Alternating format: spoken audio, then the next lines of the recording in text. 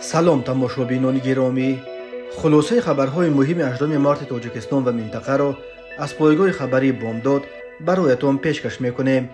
шурӯъ мекунем аз як нигоҳи кӯтоҳ ба сархати хабари муҳими рӯз дар ин барнома. додгоҳи олӣ 5 нафарро барои қатли Шӯрат Исматуллоев ба ҳабси абад маҳкум кард. путин бо касби 87% овозҳо дар интихоботи президентии Русия ғолиб омад. донишҷӯи тоҷик дар як қитъаи овоздиҳӣ дар Русия петардарока фондааст. боз наздики 11 километр марзи Тоҷикистону Қирғизистон муайян карда шуд. пардабардорӣ аз нимпайкараи рӯдакӣ дар Лондон. ва акнун тафсилоти хабарҳо. додгоҳи олии Тоҷикистон рӯзи 8 марти соли 2024 баррасии парвандаи рабодан ва қатли муовини аввали раиси Орионбонк Шӯрат Исматуллоевро ба поён расонда, бино ба иттилои дарёфтӣ ба 5 нафар аз 14 муттаҳами ба додгоҳ эҳзор шуда ҳукми абад додааст. судури якбора 5 ҳукми умрбод барои як ҷиноят дар таърихи додгоҳҳои Тоҷикистон амри бесобиқа буда бори аввал сурат мегирад. 9 муттаҳами дигар ба муддати аз 1 то 8 сол маҳкум ба зиндон шуданд. дафтари матбуоти додгоҳи олӣ судури ҳукми афроди муттаҳам дар қатли Исматуллоевро тасдиқ кард, вале гуфт ки ҷузъиёти ҳукм баъдтар нашр мешавад. вале ду манбаи алоҳида ба радиои озодӣ гуфтанд ки додгоҳи олӣ ба ин 5 нафар ҳукми умрбод дод. дилшод Саидмуродов, қамар Азизов, Акбар Ахмедов, Бахтовар Сафаров ва Шорух Хуҷаев. рабодан ва қатли муовини аввали раиси Орионбонк Шӯрат Исматуллоев пурсарусаддотарин ҷинояти як соли охир дар Тоҷикистон дониста мешавад. додгоҳи олӣ рӯзи 25 декабри соли 2023 ба муҳокимаи ин парвандаи пурсарусадо оғоз кард. ин мурофиа пушти дарҳои баста дар дохили боздоштгоҳ ё сезои рақами 1 дар маркази шаҳри Душанбе доир шуд. ҳукми 14 муттаҳам дар ин парванда низ дар толори ҷаласаҳои додгоҳии сезои рақами 1 эълон шудааст ва бар асоси ҳукми додгоҳ амволи баъзе аз муттаҳамон аз ҷумла молу мулки Саидмуродов мусодира карда мешаванд. пайвандони Саидмуродов гуфтанд ки аз ҳукм норӯзиянд. тавре қаблан хабар додем, одамрабоён шоми 23 июни соли 2023 Исматуллоевро аз назди хонааш дар маҳаллаи 8 марти пойтахт ба мошин бор карда ба як манзиле аз қабл иҷора гирифта дар деҳаи шодоби ҷамоати чорбоғи ноҳияи Варзо бурданд. Исматуллоев соати 3 субҳи 24 июн баъди 7 соати шиканҷааш дигар ба ин ҳама азобу уқубат тоб наоварда ҷон додааст. одамрабоён ҷасади ӯро ҳамроҳи мошин ба дарёи Зарафшон партофта ферор карданд. ҷасади Исматуллоевро баъди 50 рӯзи ҷустуҷӯ рӯзи 12 август аз мавзеи Саразми Панҷакен пайдо карда, рӯзи 3 август баъди анҷоми ташхиси ДНК аз ҷумла дар як ташхисгоҳи Москав дар оромгоҳи сари Осиёи шаҳри Душанбе ба хок супориданд. тавре ҳам ки интизор мерафт, президенти кунунии Русия Владимир Путин дар интихоботи президентии Русия бо касби беш аз 80% овозҳо ғолиб омад ва инак бори панҷум президенте аз лиҳози масоаташ бузургтарин кишвари дунё интихоб шуд. соли 2018 Путин бо касби наздики 77% овозҳо ғолиби интихобот эълон шуда буд. комиссияи марказии интихоботии Русия хабар дод ки бар асоси шумориши 99.52% овозҳо Путин 87.33%, вакили 75-солаи Думаи давлатӣ аз ҳизби коммунистии Русия Николай Харитонов 4.3% овоз, Владислав Даванков номзади ҳизби Одамони нав ё Нови люди 3.81%, ва Леонид Слуцкий ки баъди марги Жириновский раҳбари ҳизби миллатгароҳи ЛДПР интихоб шуд, ҳамагӣ 3.20% овоз гирифтанд. ҳар се рақиби Путин ҳанӯз то эълони натиҷаҳои ниҳоӣ пирӯзии Путинро дар интихоботе ки 3 рӯз аз 15 то 17 марти соли 2024 давом кард эътироф карданд. аммо ба бовари нозирони умур ин се номзад дар муқобили Путин иҷозат дода шуда дар ин маърака нақши сирф номзадҳои намоиширо бозӣ мекарданд. китоби интихоботи президентии Русия ҳадди ақал ба зоҳир алтернативӣ намоиш бидиҳанд. номзадҳои мухолифи режими Путин ба интихобот роҳ дода нашуданд. бино ба ҳисоби мақомот мизони иштироки райдиҳандагон дар интихоботи президентии Русия аз 74% гузашт ки ин ҳам натиҷаи аз ҳама баланд дар таърихи интихоботҳои президентии Русия ба шумор меравад. соли 2018 дар овоздиҳӣ 67% райдиҳандагон иштирок доштанд, вале он вақт овоздиҳи ҳамагӣ як рӯз давом карда буд. مقامات روسیه در سرزمین‌های اشغال شده اوکراین نیز آوازدهی برپا کردند که در غرب این را پایمال کردن استقلال اوکراین می‌شمارند. به ادعای مقامات روسیه در ولایت دنسک، لوگانسک و زاپاروژه پوتین بیش از 90%، در ولایت خرسون بیش از 88% آواز گرفته است. تفتیش تصدیق این ادعا توسط منابع دیگر امکان ندارد. پوتین بعد نیمه شب به ستاد انتخاباتیش آمد و طول 1 ساعت نشستی خبری داد. پوتین نه فقط درباره پیروزیش در انتخابات بلکه پیرامون مسائل دیگر نیز حرف زد و از جمله بار اول نام مخالف سرسخت اخیراً در محبس به طور مرموز ففتیدش الکسی نوالنی را به زبان گرفت و گفت که گویا چند قبل از مرگ نوالنی مخالف معامله او با غرب جهت عوض کردن او نبود. پوتین در مورد تشکیل آوازی در ولایت‌های اشغال شده اوکراین گفت این علامت آن است که روسیه یک کار درست کرده ایستاده است. ژورنالیستان خارجی از پوتین درباره احتمال مناقشه مستقیم روسیه با پیمان حربی ناتو در صورت به جنگ اوکراین همراه شدن این پیمان نیز پرسید.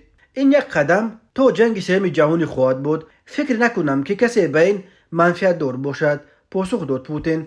پوتین امسال به سن 72 میرسد. او سال 2000 اینک 24 سال باز رهبری روسیه را در دست دارد و با پیروزی این انتخابات زمان ریاستش را تا سال 2003 که اون وقت به سن 78 خواهد رسید تمدید میکند. کشورهای غرب و مخالفین پوتین او را به بنیاد یک رژیم خودکامه نزدیک به دیکتاتور از صحنه رفتن و حتی جسما از بین بردن مخالفین سیاسیش و با جنگ ضد اوکراین در انزوای بین المللی و تحت تحریمات سنگین بین المللی برای اقتصادش خراب‌آور قرار دادن روسیه عیب‌دار میکنند. تا حال از رهبران کشورهای دنیا تنها چند رهبر رو به روسیه از جمله رهبران کوبا، ونزوئلا، هندوراس، نیکاراگوآ، کره شمالی، خیتای، همچنین رهبران چندین کشورهای پس‌الشوروی از جمله پرزیدنت‌های ازبکستان و تاجیکستان شفقت میرزایی و امامعلی رحمان پوتین را با پیروزی تبریک کردند. امامعلی رحمان در برخیه تبریکش پیروزی پوتین را بحث ناپذیر نامید. نتیجه های آوازدهی دایر گردیده را باز یک دلیل واضح تصدیق ابرو و اعتبار بلند سیاسی و از جانب جامعه روسیه به طور وسیع جانبداری یافتن سیاست دولتی پوتین نامیده است. در جریان دوره نوبتی مذاکرات مرزی تاجیکستان و قرقیزستان که از 12 تا 17 مارس سال 2024 در شهر بوستون دایر شد، طرفها باز نزدیک 11 کیلومتر قطعه باسی در مرز این دو کشور را معاین کردند. به این ترتیب از 987 از 16 کیلومتر مرز تاجیکستان و قرقیزستان علاقه 901 کیلومترش معاین کرده شده. همگی 86 کیلومتر دیگر این مرز معاین نشده باقی میماند. در اطلاع رسمی طرفها چنین گفته می شود در اساس موافقه به دست آمده از 12 تا 17 مارس سال 2024 در شهر بوستون ولایت سوغد جمهوری تاجیکستان واخوری نوبتی گروه‌های کوری توپوگرافی و گروه‌های کوری اوید به مسائل حقوقی ایالت‌های حکومت تاجیکستان و قرقیزستان اوید به دلیمیتاسیا و دمارکاسیای سرحدی دولتی برگزار گردید. گروه‌های کوری توپوگرافی 11 کیلومتر گزارش خط سرحد دولتی تاجیکستان و قرقیزستان را موافقه نمودند. درباره اینکه این 11 کیلومتر معین شده در کدام قطعه باسی مرز مربوط است یگان تفصیلات داده نشده است، ولی این پیشروی در مذاکرات در پی به نتیجه انجام یافتن دوره قبلی مذاکرات در بودکند در عموم از ماه فوریه به این طرف معین شدن همگی 1 کیلومتر قطعه مرزی است که امیدها برای علاقه در ماه مارس سال جاری به انجام رسانیدن روند تشخیص و علامتگذاری تمام طول مرز تاجیکستان با قرقیزستان را زیر سوال قرار داده است. بنا به اطلاع دریافتی کار در مذاکرات بوستون نیز تنها بعد ملاقات روز 15 مارس رئیسان ایالت‌ها سیمومین یتیبو و قمچبک توشیف در شهر بوستون از جایش جنبید. هر دو جانب از گفتن جزئیات مذاکرات مرزی و اینک پیشرفت‌های اخیر در امر تعیین و علامتگذاری این مشکل‌ترین مرز در روسیه مرکزی در اساس چه گذشته‌ای از طرف جانب‌ها به دست آمده است خودداری می‌کنند. مذاکرات مرزی بین تاجیکستان و قرقیزستان بعد چندین سال رکود تازه از ماه اکتبر سال 2023 یک بار صورت گرفت و در 5 ماه اخیر دو جانب توانستند بیش از 200 کیلومتر قطعه باسی مرز را مشخص کنند. رئیس جمهور قرقیزستان صادر جاباروف ماه دکمبر سال 2023 اظهار داشت که بشکک و دوشنبه علاقه در بهار سال 2024 مذاکرات مرزی را به پایان خواند رساند. جانب تاجیکستان این خوشبینی جانب دیگر را مستقیما تصدیق یا رد نکرده است، ولی روز 10 ینور سال 2024 وزیر کارهای خارجه ترکیه حاکم فیدان در دوشنبه در پی ملاقاتش با پرزیدنت تاجیکستان و با تکیه به سخنان امامعلی رحمان خبر داد که سازشنامه نهایی مرز تاجیکستان و قرقیزستان الکی ماه مارت سال 2024 به امضا میرسد. تماشابینان عزیز، یادآور میشویم خلاصه مهمترین اخبار تاجیکستان را از پایگاه خبری بامداد تماشا دارید. برنامه را ادامه میدهیم. در شهر لندن پایتخت بریتانیای کبیر از جانب سفارت تاجیکستان در بریتانیا در دانشگاه یا مکتب مطالعه آسیا و افریقا برنامه علم فرنگی زیر عنوان رودکی پدر شعر فارسی و تاجیکی برگزار شده. در دوره این برنامه پرده‌برداری از نیم پیکره ابو عبدالله رودکی صورت گرفت. بنا به گزارش اکادمی ملی علم‌های تاجیکستان، در آغاز مراسم سفیر فوق‌العاده و مختار جمهوری تاجیکستان در بریتانیای کبیر رخشانه امامعلی و به دنبال او دو پروفسور دانشگاه مطالعه آسیا و افریقا سخنرانی کرده و سپس نیم پیکره رودکی را در جمع میهمانان رونمایی کردند. سپس پرزیدنت اکادمی ملی علم‌های تاجیکستان قابلجان خوشفزاده، عالم تاجیک مقیم لندن دگیخدا دگیف، اوتنبک مستیبکوف، ادیب تاجیک گلصفت شهیدی، فیروزه عبدالله و اینچنین کارمندان دانشگاه آسیا و افریقا نرگس فرزاد و جیمز وایت از اکسفورد پیروان شخصیت ابو عبدالله رودکی سخنرانی کردند. این اولین برنامه فرنگی سفارت تاجیکستان در لندن در همکاری با دانشگاه آسیا و افریقا در لندن برگزار گردید. در جریان برنامه هنرمندان از جمهوری تاجیکستان نگینه امانقلو و خورشید ابراهیم ترانه‌ها بر اشعار ابو عبدالله رودکی را اجرا کردند. دانشگاه مطالعات آسیا و افریقا یک نهاد تحقیقاتی است که بخشی از دانشگاه فدرالی لندن به شمار می‌رود و آن سال 1961 تأسیس یافته است. ابو عبدالله رودکی معروف به آدم شعرا سال 858 در پنجرود به دنیا آمده. سال 941 در همانجا شفتید. رودکی از شاعران پیشتاز دوران خود سردفتر ادبیات فارس به شمار می رود. او در عهد سامانیان زیسته در دربار سامانیان به مقام ملک شعرا رسیده بود. از رودکی تا زمان ما تنها اشعار پراکنده به یادگار ماندند. در تاجیکستان به رودکی ارجزیات می‌گذارند. به نام او در تاجیکستان یک نویه، چندین جماعت و کاخ فرهنگ نامگذاری شده. باغ مرکزی استراحتی شهر دوشنبه و خیابان مرکزی پایتخت تاجیکستان نیز به شرف سردفتر شعر فارسی باغ رودکی و خیابان رودکی نام کرده شدند.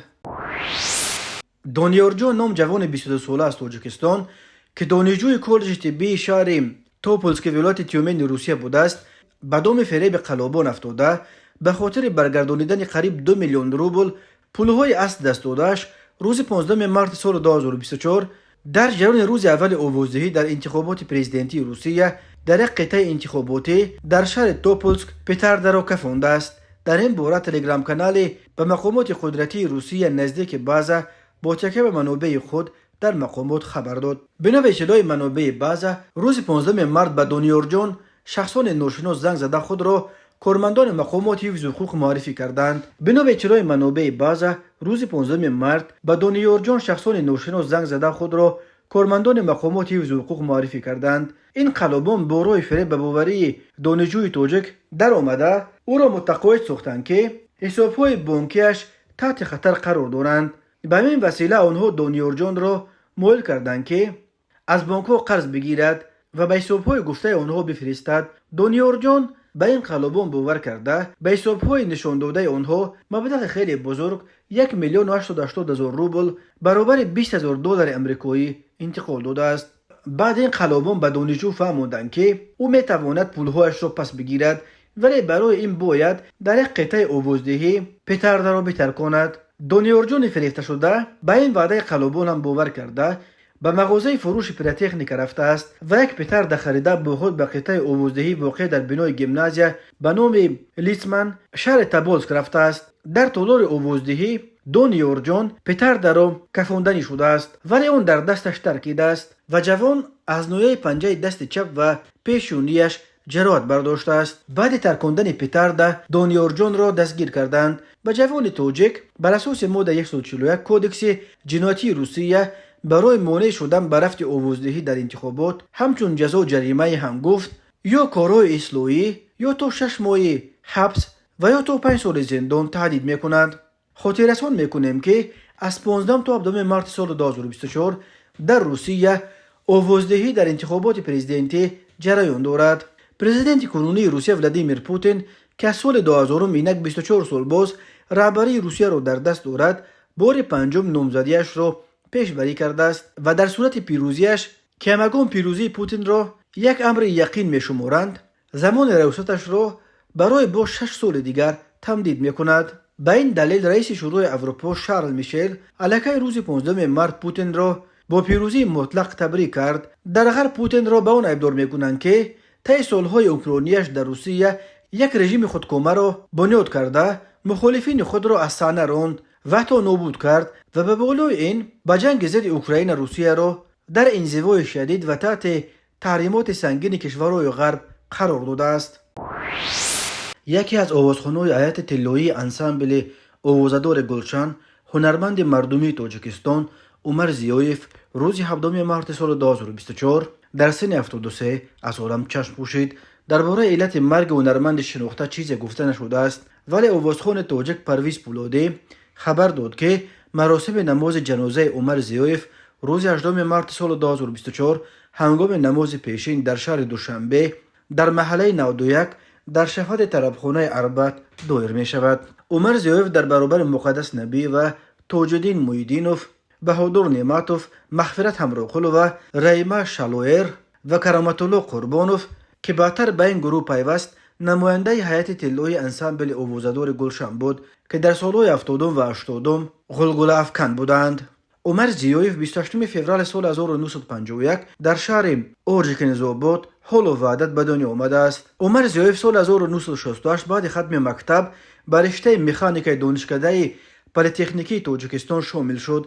در سالهای دانشجویی در گروه هنری اوربیت شهر وحدت و در گروه هنری دانشکده هنرنمایی میکرد. همسبقانش میگویند که او چنان دلباخته هنر بود که وظیفه خانگیش را آنها به جای او تیار میکردند. بعد ختم دانشگاه عمر زیایف به اورژیکنیزآباد برگشته در یک کارخانه به کار درآمد، ولی میری هنر بالا گرفت و وقتی که عارف شاه عارفوف رهبر انسامبل گلشن که چندین سال باز هنرنمای او را پیگیری میکرد، عمر زیایف را به گلشن دعوت کرد. او بلافاصله قبول کرد و در دوران طلایی رشد گلشن در حیاط آن هنرنمایی کرد و در رشد استراد تاجیک سهم خود را گذاشت. عمر زیایف سال 1993 تا 2000 رهبر بدیهی گلشن بود، ولی این دیگر سالهای جنگ شهروندی بود که شهرت قبلی گلشن از دست رفته و قریب همه ستاره‌هایش پهن و پریشان شده بودند. سال 2001 بعد ترک گلشن عمر زیایف در وزارت کارهای داخله انسامبل سپر را تشکیل داد و سال 2013 از سپر با رتبه پلکوونیک میلیتسیا به نفقه رفت. تماشابینان عزیز و گرامی، این بود مرور به خلاصه چند خبر مهم امروز تاجیکستان. خبر و گزارش‌های بیشتر از تاجیکستان و درباره تاجیکستان و اطراف آن را در سامانه پایگاه خبری بامداد در این نشانه پیگیری نمایید: www.bamdad.com. خوش باشید.